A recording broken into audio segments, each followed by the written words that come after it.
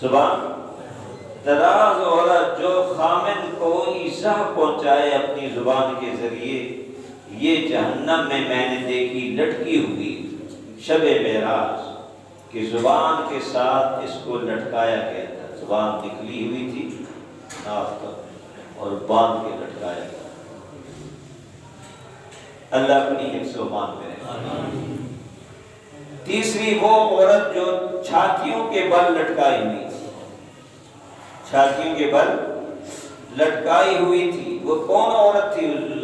سیدہ نے پوچھا کیا گناہ تھا اس کا؟ حضور نے فرمایا شادی شدہ ہونے کے باوجود ناجائز تعلقات رکھتی تھی۔ خیر شادی شدہ کے لیے بھی جائز نہیں ہے، لیکن شادی شدہ پھر بچے بھی ہوں، کیا ہوں؟ بچے بھی ہوں، اور پھر اپنے شوہر کو چھوڑ کے دوسرے کو اپنا یار بنایا ہوا ہو، حضور نے فرمایا ایسی عورتوں کو چھاتیوں کے ذریعے جہنم میں لٹکایا جائے۔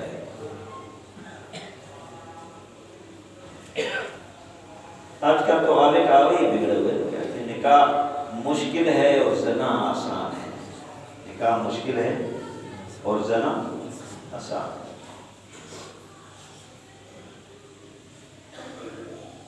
میرا خدا ایک دوست دکان میں اس کی بیٹری اٹھتے ہیں، کہتے ہیں خاتون آ رہی اور کہتی اوپر جو ہے، میں نے کہا ہاں پر آپ اوپر بیٹھے، اور پھر اس نے کھانے پینے کی چیزیں مانگی، میں نے لا کے رکھ دی، اور پھر میں وہ برتن اٹھانے اور پیسے دینے کے لیے گیا تو مجھے کہتی ہے چلو پیسے تو میرے پاس نہیں ہیں، پیسے تو میرے پاس نہیں ہیں۔ کہا جاؤ دفعہ ہو جاؤ، اسی طرح چلی جاؤ، خدا کے لیے یہاں سے۔ ایک ڈاکٹر صاحب دوست ہے، وہ کہتے ہیں کہ اسی طرح کا آئی اپنی مرض بتائی، میں دوائی کے لیے بنانے کے لیے باہر نکلا، جب اندر گیا تو کبھی ستا گیا، مجھے کہتی ہے پیسے دے ورنہ شور مچاتی۔ نکاح مشکل اور زنا آسان ہے، اور نکاح مشکل کس نے کیا ہے؟ ہم نے کیا ہے، پیسہ آ گیا نا، کیا آ گیا؟ یہ جہیز اور یہ دعوتیں اور یہ لاکھوں روپیہ، لاکھوں کروڑ تک بات چلی ہے۔ بڑے بڑے لوگ جو ہیں زمیندار، وہ زمینیں بیچ کر اپنی اولاد کی شادیاں کرتے ہیں اور خوب ہلا گلا مچاتے ہیں، ڈانس ہوتے ہیں، پتہ نہیں کیا کیا ہوتا ہے۔ تو یہ غربا کے لیے، غریب لوگوں کے لیے ہم نے مشکلات پیدا کر دی، نکاح مشکل ہو گیا تو ہمارے ہاتھ ہی ہوا، ہمارے سارا معاشرہ اس طرح ہے۔ پرچہ ہوتا ہے تو پہلے تو جو آتے ہیں افسر وہ امتحان لیتے ہیں، ان سے مل کے ان کو پیسے دے کے کہ ہم نہ کر میرا بچہ مارے گا، ذرا آپ نے اس کو کچھ نہیں۔ بعض جگہ تو پورا حال بک جاتا ہے، پورا حال، وہاں بھی پرچہ تسلی بخش نہ ہوا ہو تو پھر جس کے پاس جاتا ہے پرچہ اس کا کھوج لگاتے ہیں اور پھر اس کے ساتھ مل کر نمبر زیادہ لگوا لیتے ہیں۔ یہ ملک خاک ترقی کرے، پھر بیٹھے بھی ماشاءاللہ ایسے ہیں جن کو موسموں کا بھی پتہ نہیں کہ پاکستان کے کتنے موسم ہیں۔ ٹھیک ہے یا غلط ہے؟ غلط ہے۔ کتنے ہو گئے؟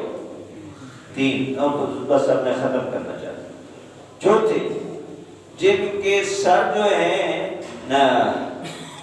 جن کے پاؤں جو ہیں سینے کے ساتھ باندھے ہوئے تھے اور ہاتھ پیشانی کے ساتھ باندھے ہوئے، ایسی عورتیں میں نے دیکھی۔ سیدنا پوچھا ابا جی یہ کون عورتیں تھیں؟ رسول اللہ صلی اللہ علیہ وسلم نے فرمایا، بڑی اہم بات ہے، حضور نے فرمایا یہ وہ عورتیں تھیں جو پاکی سے ناپاکی سے پاک رہنے کا اہتمام نہیں کرتی۔ بات سمجھ میں آئی؟ ناپاک ہوتی تھیں تو اہتمام نہیں کرتی تھی، جنابت اور حیض سے پاک صاف رہنے کا کوئی خیال نہیں کرتی۔ ایک دن گزر گیا، دوسرے دن گزر گیا، آئی تو نماز کی فکر نہیں، پہلے زمانے کی خواتین جو ہیں جب وہ دیکھتی تھی کہ میرا آخری دن ہے، ان مینسز کا آخری دن ہے، تو رات کے وقت اگر دن کو ان کو صفائی کی تسلی نہیں ہوئی تو رات کو وہ چراغ جلا جلا کر اپنے دامن کو اور اپنی صفائی کو دیکھتی تھی کہ صفائی ہوئی کہ نہیں، کہ میں جلدی نہا لوں تاکہ صبح کی نماز قضا نہ ہو جائے۔ صبح کی نماز یار سمجھایا کرو نا، آپ بتایا کریں نا گھروں میں۔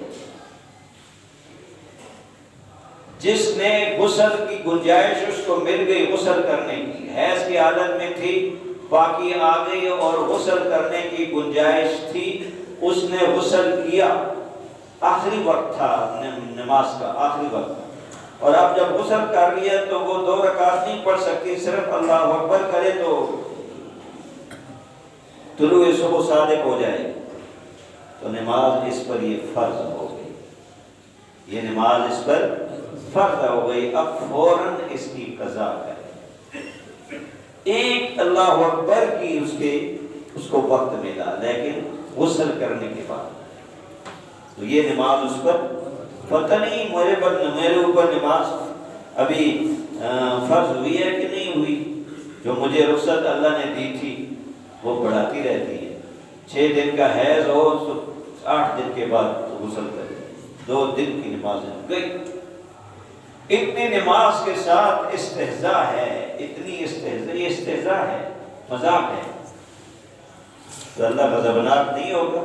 تو اللہ سزا کیا دیتا ہے کہ پاؤں اس کے سینے کے ساتھ باندھے ہوئے ہیں اور ہاتھ اس کے پیشانی کے ساتھ۔ یہ خواتین کے مسئلے آپ سنیں تو ان کو گھروں میں جا کے بتایا کریں، بیوی سے تو کوئی پردہ نہیں ہوتا نا، وہ بیوی پھر اوروں کو بتائے، اپنی نندوں کو بتائے، اپنی ساس کو بتائے۔ اسی لیے حضور نے فرمایا کہ بلغوا عنی ولو آیا، ایک آیت بھی مجھ سے سنو تو وہ بھی دوسروں کو پہنچا۔ تبصرہ نہ کرو، میں نے وہاں جتنا لفظ مجھ سے سنا ہے اتنے الفاظ بتا دیے۔ تو ہم بھی یہ نمازوں سے ہمارا نجات نہیں ہوگی جب تک ہم یہ فرض بھی ادا نہیں کریں۔ رسول اللہ صلی اللہ علیہ وآلہ وسلم نے فرمایا، ایک مرتبہ اللہ نے جبریل سے فرمایا، وہ فلاں بستی ہے نا، یہ بڑے نافرمان ہو گئے، بس اس کو الٹ دے، اس کو الٹ دے، اٹھا اور آسمان کی طرف لے جا اور پھر پٹک دے زمین۔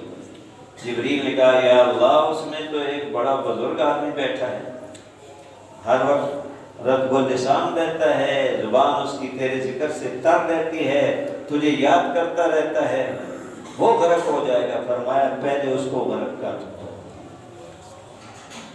خود پڑھتا تھا لیکن برائیاں دیکھ کر اس کی پیشانی پر کبھی بل نہیں آیا تھا، برائیاں دیکھ کر اس کی پیشانی پر کبھی بل نہیں آیا تھا، اسے بھی غرق کر، مجھے اس کی نمازوں کی ضرورت اور ذکر کی ضرورت نہیں ہے۔ امر بالمعروف نہی عن المنکر، جب تک یہ عمل زندہ رہے گا امت میں، امت کامیاب رہے گی، اور جب یہ چھوڑ دیں گے، چھوڑ دیا